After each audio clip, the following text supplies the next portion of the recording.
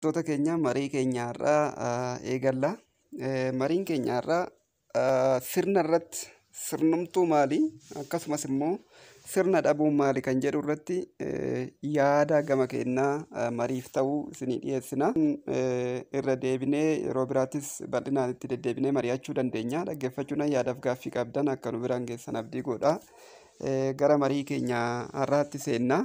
Sirna yoo jennu egaa sirni kun egaa ilmi namaa yookiin immoo dhalli namaa lafarratti dhufee jalqabee waan adeemsa keessa namni akka seeraaf uumaaf uumama madaalliin oofsisuu danda'utti sirneeffatee tolfatudha.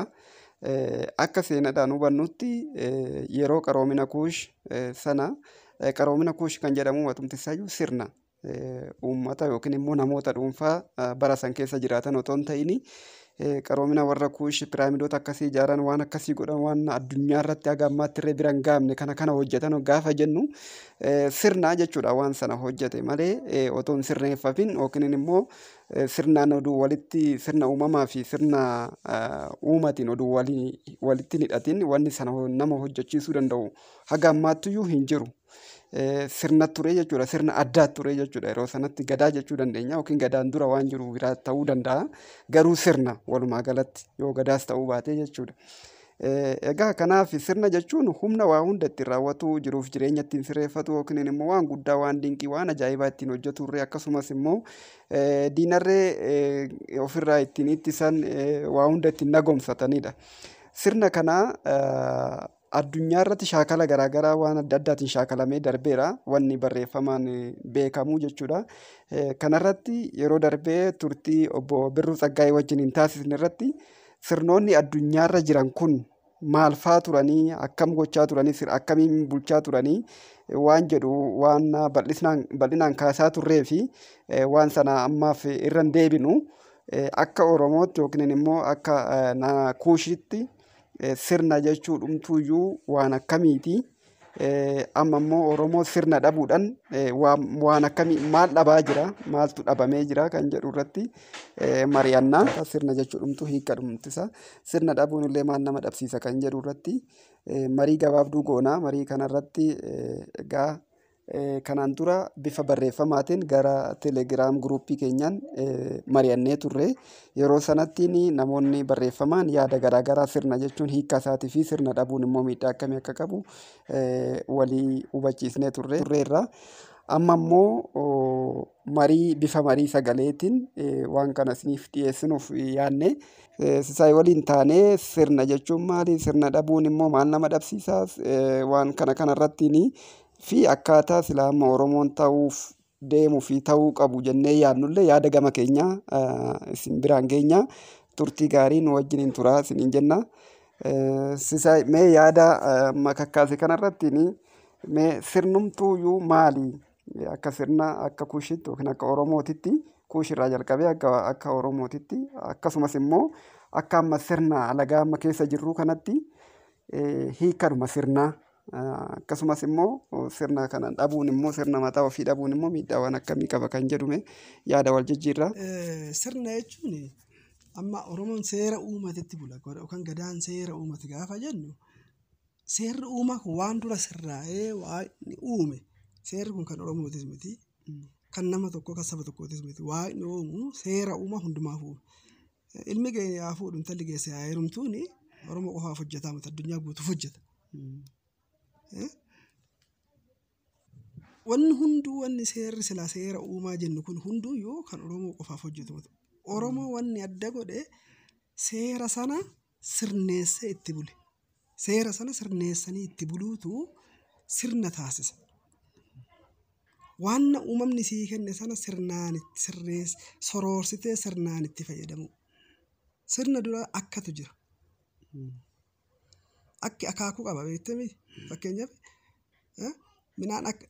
midhaan akaakuu qaba miti akka isaatiitti teechita bineensillee akka qaba akaakuu qaba seera dura akkatu jira akka isaatiitti itti fayyadamuu fi akka maleen itti fayyadamuutu akkaa fi akka malee waan ni jaamu sun fakkeenyaaf amma namni tokko biddeen tokko nyaata akka biddeen kun nyaate maanni akka maleedha miti.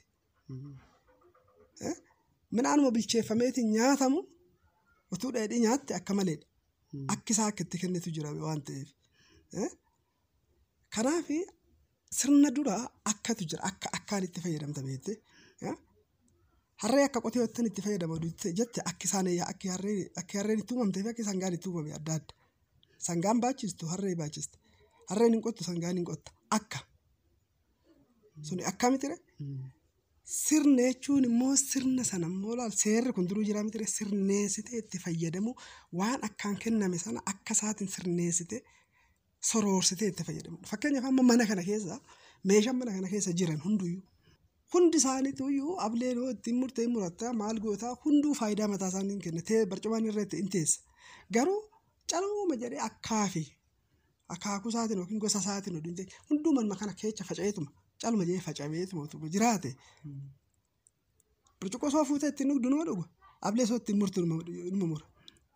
Garuu gaafa wanna sana soroorsitee sirnaan teessite hoo bakka inni taa'uu qabutti sirna inni ittiin taa'uu qabutti eenyutu waan sanaan hojjeta. Waan sana soroorsitee gaafa itti teechistu sirna itti goote malee seera waan jijjiirte tokko iyyuu hin jiru. Sirna jechuun waan uumamni kenne. Akka itti uumamni sii kenne sanitti akkaataa isaa oduu akka maleetti jalaan jal'isin seera uumamni isa uumeef sana soroorsitee itti fayyadamuu danda'uutu sirna. Namni yoo sirna hin qabne wanni tokko yoo sirraa hin teenye bakka sirrii isaatti yoo hin teenye innumtuu faayidaa ala ta'a. Miti yookittiin immoo deebisee nama miidhuu danda'a. Yookittiin nama biraatti ittiin fayyadama ta'a. Yookittiin deebisee si miidhuu danda'a. Sittuu garagaluu danda'a. Ablee tokko yookittiin qawwee tokko mana keessaa qabda ta'a. Sirnaan hin keessattu taanaan daa'ima fuudhee ittiin of ajjeessa ta'a. Daa'ima fuudhee ittiin of murata ablee sana sirna dhabu sirneessitee tokko kaa'utu waan sana abbaa isa fakkaatu bakka isa fakkaatuuf sirrii isaa maluun teechisanii akka isaatitti immoo akka isa madaalutti fi akka isaa ta'utti itti fayyadamuu danda'u jechaadha. Waan seerri kenne saniif sirgootee utuu irraa hin jal'isin akka immoo sirna jechuun waan sirgodhee waan sana keessatti si eegu. Amma sirni gadaa jira. Gamma foollee qondaalli nyaatu. Maali sirna santu sirna sanaa kaa'e. Sirni jechuun seerri uumamni fi seerri kalaalammaa waan biyya sanarra jiru biyya sunillee wal fakkaatti. Waan biyya sanarra jiru biyya sunillee wal fakkaatti. Bineensi achirra jirullee wal fakkaata. Maal jedha Oromoon akka biyyaa wadalli harreeyyaa jedha. Mammaaksa godhama. Akka biyyaa wadalli harreeyya. Harreen garuu harrumaa miti. Akka biyyaa simbirrii wajji. Akka biyya ishee simbirrii wajji. Akka biyyaa simbirrii wajji. Mammaaksi kun baay'ee ta'uu mala hunduu akka biyya isaatiitti. Kormi biyya tokkotti biyya ofiit irratti bookkisu biyya biraa dhaqee hin marrataa jedha. Kormi biyya ofiit irratti baroodu biyya biraatti deemee hin marrataa jedhu. Maaliif biyyis bakki itti kormi sun moosifame sunis addaa isa wanneen jedhu jechuudha. Kanaaf waan isa fakkaatu irratti akkaataa seerri isaa kennetti akkaataa isii kennametti sirnaan soroortee itti fayyadamu jechuutu sirna. Sirna dhabuu jechuun namummaadhuma keessa bahuu jechaadha. Amma fakkeenyaaf Oromoon nama tokko warra ufanniitillee haa kadhatanii maalillee haa jaanii nama birallee haa kadhatan nama sirnaa barbaadaa jedhan. Warra sirnaa jedhan. Namichi sirna qabu jechuun namichi badeeyyuu jechuu akka jechuuti. Maali boo namichi sirna qabu faaraan qabu jechuun dhibama yookiin rakkotaa ta'u wanni nama sirna keessaa bahe jechuun arraba guddaa yookiin wanni guddaadha. Saala guddaadha. Warra sirna hin qabne nama sirna hin qabne jechuun. Oromoon sirna dhabee jechuun matumti isaa laali qaba. Sirni amma itti bulu sirna ormaati miti. Sirni kun sirna ormaati. Akka seerri si uumetti lafti kun si uumetti si bulchaatiin turu. Duruu maal jedhani yeroo afaan Amaariffaatiin firdi beetis haa ta'u maal hunduu fayyadama mala. Simaa baloo jedhanii miti. Simaa baloo. Dhaga'i jedhiini. Simaa baloo. Sitti hima malee sirraan dhaggeeffatu. Wanni sitti silaa wanni si dhaggeeffatu uumamni si dhaggeeffata oduu sirna qabaatte akka sii ta'uuf situ sir jedhee yookaan sirna keessatti bulaa ture. Akkasiin fakkaannetti immoo ormi gaafa sitti dhufu keessa nan dhaga'u kiyya qofa dhaga'i. simaa baloo akka ammatti illee hundi jaaba. Maaliif dhagaye jedhiin sin dhaggeeffatu qaba.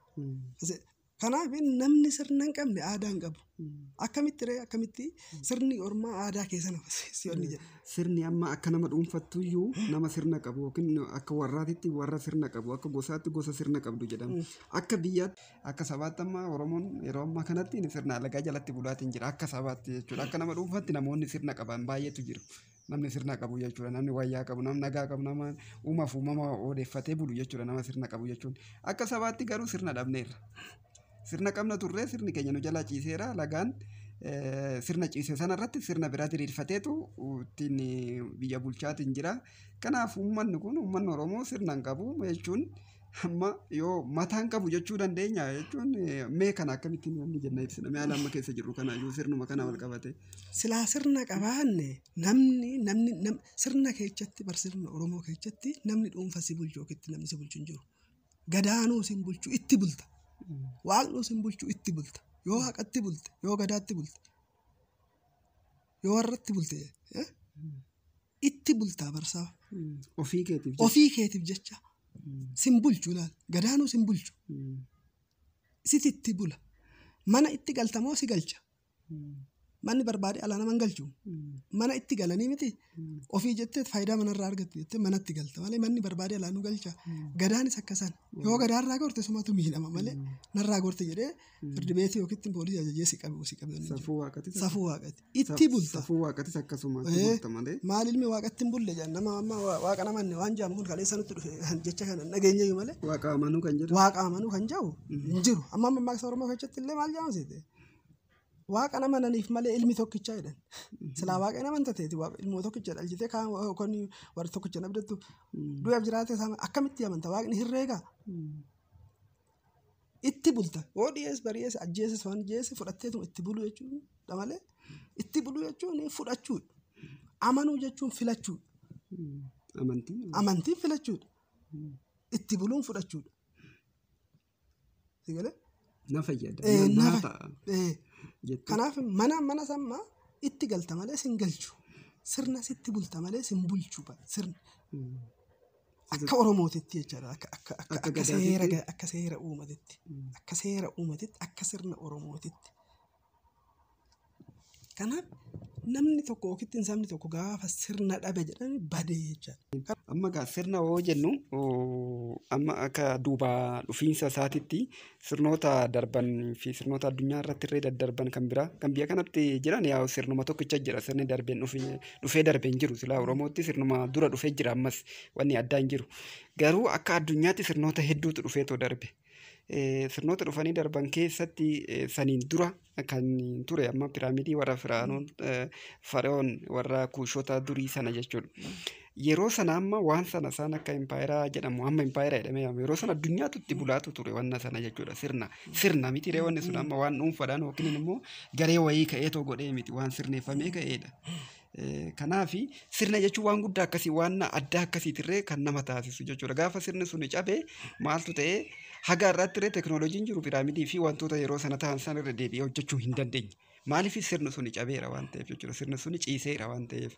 Oromoon irree gadaan gaafa gadaadhaan bulu rakkoon diinni itti sissiquu hammaatee dhufnaan yeroo sana naannoo waggaa 500 dura yookiin immoo naannoo waggaa 500 baranaatirree gadaadhaan mari'atee gadaadhaan fala dha'ee gadaadhaan ka'ee hanga kaaba Itoophiyaatitti diina isaa qe'ee isaatirraa miti fageesseetoo yeroo sanatti ofirraa deebiseetoo ture. Har'a garuu sirna dhabuudhaan wanna ta'aa jiru. Fagoo deemuu miti qe'ee isaatirratti iyyuu lubbuu isaa baraarfachuu hanga dadhabuutitti. Akkuma qe'umarratti ajjeefamuu, qe'umarratti hidhamuu, qe'umarratti akka barbaade ta'uu fi lafa isaatirraa akka barbaadetti ka'uu maalirra ga'eera. Qe'eedhuma maatii fi horii itti horaterree irraa buqqa'ee dikeessaa dhiisee amma deemutitti waan akkasiitirra jira. Sadarkaa kanarra ga'eera jechuudha. Fagaatee deemuu miti. Kanaaf sirna jechuun humna ammasii wanna qabudha. Wanna akka piraamidii sana tolchee waan akka Oromoon yeroo sanattiin Afrikaa keessatti kabaja addaa fi ulfina addaatiin lafa badhaatuu tana yookiin immoo lafa Oromiyaadhaa amma jennee too nuti inni jennu kana nuti nyaachisaa jirra amma eeggatis hin jirru isaan nu biraan ga'aniiru isaan tiksanii nu biraan ga'anii sirna sanaan tursanii nu biraan ga'an nuti har'a wanna sirna dhabne waan Oromiyaa tanarra nyaachisaa jirra lafti baay'een fudhatamteerti kun fudhatamaatuma jira sirna hin qabnu sirna dhiisne waan ta'eef jechuudha egaa balaa sirni qabu tokko kana faayidaa inni qabus kana mee sirna dhabuun waan akkamii nama dhabsiisa akka yaada keetti. Sirni tokko hoo dhabani ittiin bulmaata qofatti fakkaatami jiraachuudhaaf ayyaana wajjin namni yoo ayyaanni irraa ka'e homaa wanni hin qabu. Lolaaf sirna manaa fixatee bahu qaba Oromoon. Sirna sanaan bahee Oromoon mo'atamee duulli dhabee galee jiru. Gadaan duulli gadaa sana keessatti cabee galee yaamee akka afuuna ittiin jiru. Adamoon deetti haa taatu. Duulli dannaba haa ta'u adamoon deetti haa taatu. Bakkalchi bakkee haa ta'u jedhee eebbifatee gaafa booda suni sirna. Bakkalchi bakkee haa ta'u adamoon deetti haa taatu duulli dannaba haa ta'u. Laal. Caaseffama amma piraamiidiin akkamitti ijaaramee wanni amma san dhakaan amma sana gaa walirra tuulamee maal ta'e. Dhakaan suni toonii 72 sana amma sana piraamiidii meetira 400 ol fagaatuu fi waan amma sana ijaaruu fi undergroundii immoo kiiloomeetira 6 lafa jala jira. Piraamiidiin awwaalli yeroo sana awwaalame amma harkisni piraamiidiitii fi harkisni wanni addeessaa walqixe wanni isaa simeetirik wanni jaa. Piraamiidii sadeen tarraanii lafarra jira saniif urjii sadeen tokko walirra samii irratti mul'ata sun perpendikular killee waliitiin jira. Piraamiidiin immoo addunyaa kanarra jira hundi isaaniitu sadeen ka Awustiraaliyaa keessa jiru ka Meeksikoo keessa jiru hundi isaaniitu sarara tokko irratti argama. Elektiriikii illee walii dabarsu jaameetii wanni jaamama yeroo har'aati irratti. Sun sirnaani dhakaa kamtu kan baachuu danda'a kamtu akkamitti taa'uu danda'a bakkamtu taa'uu danda'a kan jedhu sirnaan taa'e. Sirnaan mana kana hoo ijaartu muka tokko hoo dhaabdu gara ulfaataa yookiin gara furdaa lafatti gad dhaabda miti garri qallaan ol dhaabbata oo mana ijaartu. Baadii kan ittiin ijaartu muka qaqallaa sanaan booda citaa sanaan booda waan naqxu jira miti hunduu sadarkaa isaa qaba. Sirna jechuun waan sana sarara isaatiin eegdee deemtee sirneessitee gaafa deemtu uumama kanaan walitti hin buutu wanni itti buutullee hin jiru. Sarara sana sarara sana eegdee deemu jechuudha. Dhukkubnumti kunuu bargaafa sirna keessaa ba'uumati waan qaamni tokko kasii dhiita yookaan dhibee ka ta'u. Sirna qaamaa. Sirnumti qaamatuyyuu dhibee wanni jaamu hin jiru bara. Waan tokko si keessaa dhibee dhabame dhibee jechuun dhabamuun sun immoo sirnarraa goruudha beekte. Yaalli aadaa warri aadaadhaan yaalanii nama fayyisanii sirna san deebisanii sirreessan. Sirna qaamaa sana deebisanii sirreessan. Malee waan sitti dabalanii hedduun qaban. Dhibeen sun deebi'ee dhufa hin dhufu. Takkaa sirna ta'ennaan. Sirnatti galeera. Akka biyyaatitti akka biyyattiin bulchuu yookiin immoo biyyaan itti buluutitti immoo seera tumamuu fi dhangalaafamuu jira. Seera tumuun maali? Seera dhangalaasuun maali? Seera dhangalaasuuni. Dhangalaasuu jechuun waan jiru tokko nama dhangalaastaa miire. Dhangalaasuu jechuun seera dhangalaasan jechuun waan sirreessuun yookiin itti dabaluun hin danda'amne seera uumaa. Seera waaqaa lafaa kan uumaa wajjinan. Seera fakkeenyaaf amma inni hin dhangala'a. Seera waaqaa lafaa hin tumtaa. Waan itti dabaltu waan irraa hir'istu hin qabdu. Kabaja waaqaa ulfina lafaa waan hir'istu hin qabdu. Ulfina abbaa ulfina haadhaa waan hir'istu hin qabdu. Hin dhangalaasta. Seera harkisa lafaa hin tumame seerri harkisa lafaa yookiin erzigiraafitii ijaan kun hin tumame. Hin argamee miti hin argamee akka afaan faranjeetti. Diskavarii hin argamee itti bulan. Ergasii wanti itti dabaltee tumtee fooyyessatu tokko hin jiru. Hin tumamuu jechaadha fakkeenyaaf amma seera jechuudha. Yoo tumtu hoo. Seera tumuun immoo fakkeenyaaf amma sibiila hin tumtaa miti. Sibiila yoo barbaadde tumtee ablee goota. Barbaaddu qawwee goota. Barbaaddu waan biraa goota. Haamtuu goota. Qottoo goota. Tumtee akka sii toluu fi akka sii faayidaa sii oolutti tumtee sirreessa seera tumuun sana. Seera tiraafikii hin tumtaa. Seera waan biraa hin tumtaa. hin tumta. Waan haaraa uummatatti. Waan haaraa hin tumta. Amma gadaa caffeen kan seerri dhangala'u abboota isaaniitirraa abboota gadaa sanaatirraa warra waggaa 16 manguddoo seera beekturraa seerri dhangala'aafi. Qadaadduu isaaniitirraa abboota isaaniitirraa. Seera immoo kan tumatu immoo caffeedhuma gadaadhuma sana. Maal irratti tumata seerri tumamu baay'eedha. Seerri fuudhuma seeruma ta'eetu morma jiru. Sirni jiraa miti reemmoo sirni ittiin fuudhan. Hawusaatu jira amma fakkeenyaaf gabbara waan jaamee inni jaamu sana hin tumame inni amma. Fuudhuun seera hin dorgitu. Kabajni abbaa filma haadhaaf abbaadhuma jiru. Gabbarri waan jaamu sun jira. Inni hin tumame. Hir'isuus danda'a. Dabaluus danda'a. Sirreessuus danda'a. Seerri tiraafikii har'aa seerri lubbuu jira. Seerri lubbuu akkuma jirutti ta'e immoo kan makiina nama ajjeesu jira. Kan gaarii nama ajjeesu jira. Harkaan hin ajjeesne maali? Hin tumta sanatti seera tumta. Waan haaraa jechuudha. Waan haaraa. Waan immoo duris jiraate seerri biyyi tumatee jiraate jira miti. Waan itti dabalamu yookaan waan hir'atu yoo ta'e caffeessuun ni tumatti. Haalli maallaqaatillee gatiin maallaqaatillee wanni duraan tumame jijjiiramuu danda'a. Tumanii har'a sirreessuu hin danda'an. Seera garuu sirna uumaa keessatti waa'ee gammaa keessatti daa'imatti amma daa'ima harmaatitti seera hin tumtaa. Haadhaaf ilmoo gidduutti seera hin tumtaa. Jaalaluma duruu jira. Jaalaluma duruu miira jira. Jira. Kabaja abbaa faadhaa tumta malee. Amma waa'ee sana amma appentaayitii yookiin maal jaama fakkeenyaaf amma waan akkasitti irratti seera hin tumtu. Fakkeenyaaf amma Oromoon soomii waan jedhamu hin beeku jedhan. Akkamitti namatti soomaa jetteetiin seera tumta. Namichi barbaaduu danda'a foon isa barbaachisuu fayyummaafuu isa barbaachisuu danda'a nyaanni gaafa itti barbaachisu ta'uu danda'a. Akkamitti guyyaa kanaa kanaatitti hin nyaatamu jettaan. Waan uumamni isa dirqisiisu yookiin waan jaallatu duraanuu jibbata. Giddiin dirqisiistee nyaachistu giddiin dirqisiisteettis immoo soomiin jettuun. Sun seera uumaa keessa seenudha fakkeenyaaf amma. Garuu gaafa sii ta'e gaafa waa kadhattee irraa milkoofte gaafa badii jalaan wanni baate guyyaa sana laallattee hoddattee hin sooman. Namoonni tokko amma guyyaa qidaamee kan sooman jiru roobii maal hunduu akka dhuunfatitti. Inni akka dhuunfatitti. Akka sabaatti akka biyyaatti miti. Amma sun sirna irratti amma laal daa'ima irratti yookiin daa'ima harmaata irratti oduu seera tumte seera waaqaa keessa seente jechaadha. Isarratti hin tumamu.